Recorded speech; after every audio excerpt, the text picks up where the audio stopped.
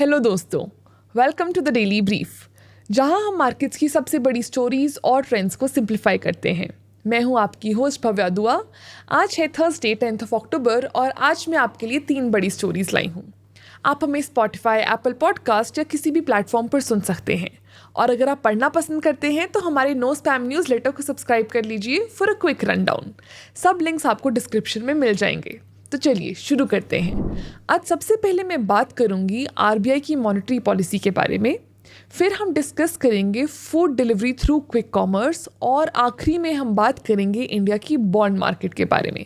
And as usual daily brief wrap up करने से पहले हम डिस्कस करेंगे कुछ इंटरेस्टिंग टिडबिट्स। तो चलिए आज की पहली स्टोरी से शुरू करते हैं। कल reserve bank of India which is RBI ने रेपो रेट को 6.5% पे अनचेंज रखा। A quick reminder, repo rate वो इंटरेस्ट रेट होता है जिस पे आरबीआई कमर्शियल बैंक्स को लोन देती है।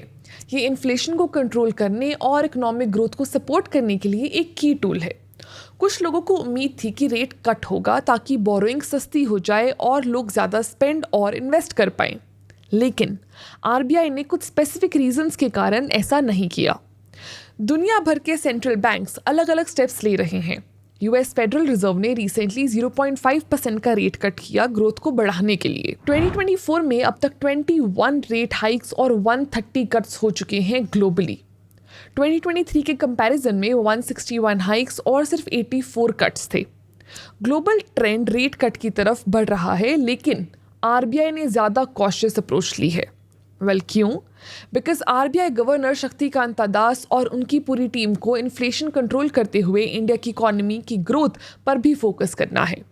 करंटली आरबीआई ने न्यूट्रल पॉलिसी स्टैंस अपनाया है। इसका मतलब ये है कि वो फ्लेक्सिबल रहना चाहते हैं और इकोनॉमी की सिचुएशन देखकर ही बड़े डिसीजंस जैसे रेट कट लेंगे। इन्फ्लेशन अभी भी एक कंसर्न का कारण है। आरबीआई के deputy governor mister MD Patra ने रिसेंटली एक इन्फ्लेशन हम्प नाम का कॉन्सेप्ट मेंशन किया। ये एक short term rise in inflation होता है जिससे आरबीआई पहले हैंडल करना चाहती है, फिर रेट कट कर सकती है। लेकिन आरबीआई इंडिया की ग्रोथ को लेके ऑप्टिमिस्टिक है। उनका प्रोजेक्शन है कि 2024-25 में ग्रोथ 7.2% रहेगी। एंड कैसे? Will strong private consumption, government spending और एग्रीकल्चर परफॉर्मेंस के इम्प्रूवमेंट के कारण। डिमांड भी स्ट्रॉन्ग है। रूरल और अर्बन दोनों एरियाज में कंजम्पशन बढ़ रही है, गवर्नमेंट इन्वेस्टमेंट बढ़ रही है और एक्सपोर्ट्स को ग्लोबल ट्रेड के इम्प्रूव होने का फ़ायदा मिल रहा है। लेकिन इन्फ्लेशन आरबीआई के रेडार पर अभी भी है। उनका एस्टिमेट है कि इस साल इन्फ्लेशन 4.5% के आसपास रहेगी, लेकिन कुछ शॉर्ट टर्म स्पाइक्स हो सकते हैं। Rising food prices, uneven monsoons और global commodity prices specially crude oil के कारण इन्फ्लेशन बढ़ सकती है। आरबीआई को उम्मीद है कि खारिफ हार्वेस्ट आने के बाद 4th क्वार्टर तक फूड इन्फ्लेशन ईज हो जाएगी, लेकिन जब तक फूड कंफर्टेबली उनके 4% टारगेट के अंडर नहीं आता, वो रेट कट करने की जल्दी में नहीं है। फाइनेंशियल स्टेबिलिटी को लेके भी आरबीआई के कुछ कंसर्न्स हैं। बैंक्स तो अभी अच्छा परफॉर्म कर रहे हैं, लेकिन non banking financial companies as in NBFCs के लेंडिंग प्रैक्टिसेस को लेके टेंशन है। एनबीएफसीज ने अनसिक्योर्ड लेंडिंग बढ़ा दी है और हाई रिस्क एरियाज जैसे कंज्यूमर लोन्स, माइक्रो फाइनेंस और क्रेडिट कार्ड डेप्ट में आरबीआई बैंक्स और एनबीएफसीज को वार्न कर रहा है कि लेंडिंग स्टैंडर्ड्स को टाइटन करें और लोन्स को ध्यान से मॉनिटर करें। गवर्नर दास ने हाईलाइट किया कि कुछ एनबीएफसीज एग्रेसिव ग्रोथ कर रही हैं रिस्की एरियाज में, जो फाइनेंशियल स्टेबिलिटी के लिए खतरा हो सकता है। आरबीआई चाहता है कि वो खुद करेक्टिव मेजर्स लें, वरना स्ट्रिक्ट रेगुलेशंस आ सकते हैं। अभी के लिए आरबीआई इकोनॉमी, बैंक्स और एनबीएफसीज पर नज़र बना के रखेगा ताकि लेंडिंग प्रैक्टिसेस स्ट्रॉन्ग रहें और इन्फ्लेशन कंट्रोल में। तो ये थी हमारी आज की पहली स्टोरी। अब चलिए चलते हैं आज की दूसरी स्टोरी पे। स्विगी और जोमेटो अब फूड डिलीवरी को और फास्ट बनाने के लिए एक दूसरे के साथ रेस कर रहे हैं। दोनों का फोकस है 10-minute डिलीवरी पर, जो ग्रॉसरी डिलीवरी के क्विक कॉमर्स ट्रेंड से इंस्पायर्ड है। स्विगी ने रिसेंटली बोल्ट लॉन्च किया है, जो बैंगलोर, दिल्ली और मुंबई जैसे सिटीज़ में 10 to 15 मिनट्स में खाना डिलीवर करने का प्रॉमिस करता है। ये पहली बार नहीं है जब स्विगी ने रैपिड डिलीवरी पे फोकस किया हो। मार्च 2023 में इंस्टामार्ट ने इंस्टा कैफे लॉन्च किया था क्विक स्नैक्स और ड्रिंक्स के लिए। वहीं जोमेटो भी 2022 में अपने जोमेटो इंस्टेंट सर्विस को पॉज करने के बाद 10 मिनट डिलीवरी सेगमेंट में फिर से एंटर करने की कोशिश कर रहा है। In an interview with Moneycontrol, Zomato के दीपेंद्र गोयल ने एक्सेप्ट किया कि Zomato instant wasn't the right product market fit. 10 minute food can change the game if we get it right. उन्होंने ये भी कहा कि the jury is still out on 10 minute deliveries. Scaling it is hard because we don't want to cook food ourselves. We need the right partners and that's challenging. लेकिन rapid food delivery अपने साथ कुछ challenges भी लाती है। Menu को ऐसे items तक लिमिट करना पड़ता है जो जल्दी बन सकें, जैसे इंस्टेंट नूडल्स, सैंडविचेस और माइक्रोवेव फ्रोजन फूड। अब कुछ इंपॉर्टेंट क्वेश्चंस ये हैं, क्या ये जल्दी रेडी होने वाले मील्स टेस्ट और फ्रेशनेस की एक्सपेक्टेशंस पूरी करेंगे? कस्टमर्स कितनी जल्दी इन लिमिटेड ऑप्शन से बोर हो जाएंगे? क्या 10 मिनट डिलीवरी रियली एक फ्रीक्वेंट नीड है या सिर्फ एक ओकेजनल कन्वीनियंस?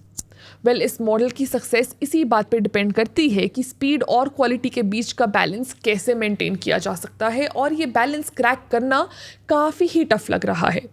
लेकिन ऐसा लगता है कि 10 मिनट डिलीवरी का पुश सिर्फ इनोवेशन के लिए नहीं है।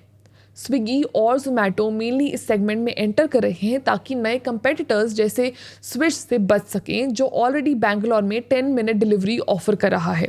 जेप्टो भी जेप्टो कैफ़े के साथ सी सेगमेंट में एंटर कर चुका है, जिसमें स्नैक्स और बेवरेजेस जल्दी डिलीवर होते हैं।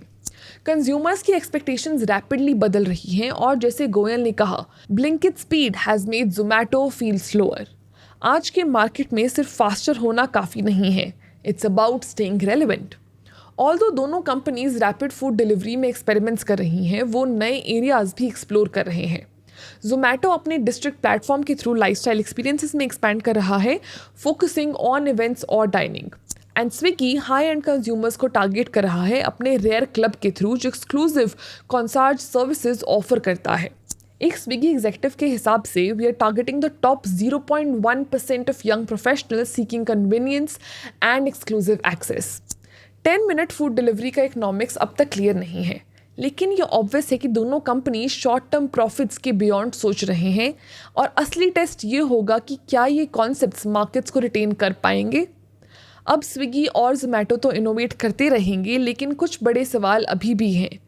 कौन सा प्लेयर स्पीड, क्वालिटी और कस्टमर सेटिस्फैक्शन के बीच का परफेक्ट बैलेंस स्ट्राइक कर पाएगा? क्या 10 minute food delivery initial excitement के बाद भी टिकी रहेगी? क्या ये फूड डिलीवरी में अगला बड़ा स्टेप बनेगा?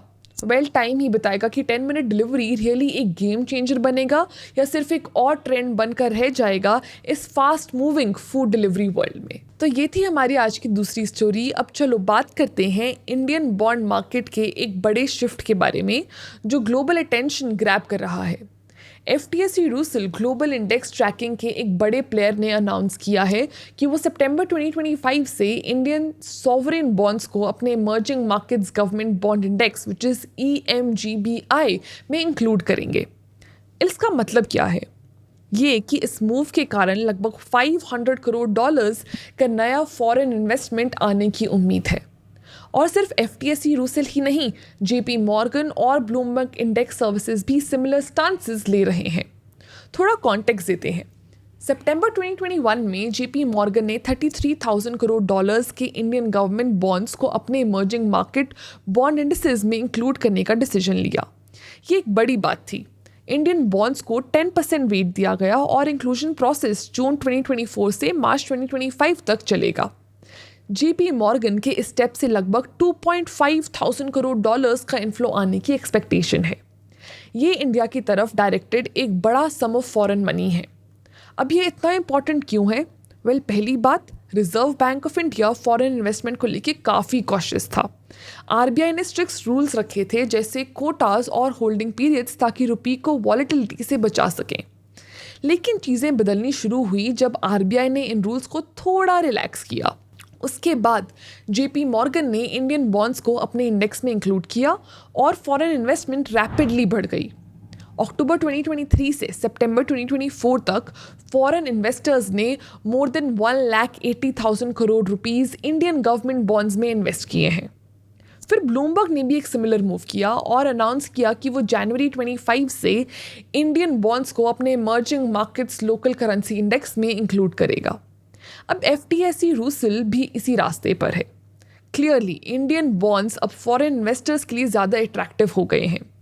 नंबर से समझ आता है, foreign ownership of eligible Indian bonds 2.7% से बढ़कर 4.5% के ऊपर चली गई है और ओवरऑल इंडियन गवर्नमेंट बॉन्ड्स की फॉरेन ओनरशिप 1.4% से बढ़कर आज रफली 3% हो गई है। तो ये सब बॉन्ड मार्केट को कैसे इफेक्ट कर रहा है? बॉन्ड यील्ड्स इन्वेस्टर सेंटिमेंट के बारे में बहुत कुछ बताते हैं और ये यील्ड्स काफ़ी गिरे हैं। इंडिया के 10 ईयर बॉन्ड की यील्ड सितंबर 23 में 7.15% से गिरकर अक्टूबर 2024 तक अराउंड 6.76% हो गई। एनालिस्ट का कहना है कि 5 to 10 ईयर बॉन्ड्स की यील्ड भी 6.55% से 6.75% की रेंज में ही रहेगी। इंटरेस्टिंग बात यह है कि ये 6.76% का ड्रॉप RBI के इंटरेस्ट रेट कट से पहले ही हो गया। मतलब ट्रेडिशनल रेट कट्स के कारण यील्ड्स अब शायद और नहीं गिरेंगी, लेकिन फिर भी ये लोअर लेवल्स इंडियन कंपनीज के लिए फ़ायदे की डील है। लोअर यील्ड्स का मतलब है लोअर बोरोइंग कॉस्ट, जो इकोनॉमिक ग्रोथ को बूस्ट करने में मदद करती है। तो अगर सिंपल शब्दों में बोलें तो ग्लोबल इंडेक्सेस में इंडियन बॉन्ड्स के इंक्लूजन एक बड़ा इम्पैक्ट लेके आ रहा है। ये फॉरेन इन्वेस्टमेंट्स ला रहा है, बॉन्ड यील्ड्स को रिड्यूस कर रहा है और इंडिया के फाइनेंशियल मार्केट्स को ग्लोबल सिस्टम के साथ और ज़्यादा इंटीग्रेट कर रहा है। तो ये थी हमारी आज की लास्ट स्टोरी। अब चलिए डेली ब्रीफ रैप अप करने से पहले कुछ इंटरेस्टिंग टिडबिट्स डिस्कस करते हैं। नंबर 1, पेप्सिको की इंडिया, इजिप्ट और वियतनाम में strong double digit revenue growth हो रही है। इंटरेस्टिंगली कंपनी ने अपनी ग्लोबल सेल्स फोरकास्ट को लोअर किया है। CEO रामिल लंगवाटा ने साउथ ईस्ट एशिया और इंडिया को हाईलाइट किया है as key growth regions. Number 2, GIFT City में शिप लीजिंग एक्टिविटी जुलाई से अगस्त 2024 के बीच में डबल हो गई है। अब वहाँ से 16 लेसर्स ऑपरेट कर रहे हैं। एयरक्राफ्ट लीजिंग भी बढ़ रही है, जो गिफ्ट सिटी को इन एक्टिविटीज़ का एक हब बनाने में हेल्प कर रही है। नंबर 3, श्रीलंका की नई गवर्नमेंट अडानी के विंड प्रोजेक्ट्स को सॉवरेनिटी कंसर्न्स के चलते दोबारा रिव्यू करने का प्लान बना रही है। इस स्टेप की वजह से ग्रुप के रीजनल एनर्जी और इंफ्रास्ट्रक्चर प्लान्स अनसर्टेन हो गए हैं। नंबर 4, GIC अपना 50% स्टेक ग्रीनको एनर्जी होल्डिंग्स में बेचने का कंसिडर कर रहा है, जिससे रिन्यूएबल एनर्जी कंपनीज की वैल्यूएशन $1000 करोड़ तक हो सकती है। ये सेल इंडिया के रिन्यूएबल एनर्जी सेक्टर में नए इन्वेस्टमेंट्स ला सकती है। ये थी आज की बड़ी स्टोरीज। मैं हूँ आपकी होस्ट भव्या दुआ और ये था आज का डेली ब्रीफ। मिलते हैं नेक्स्ट एपिसोड में।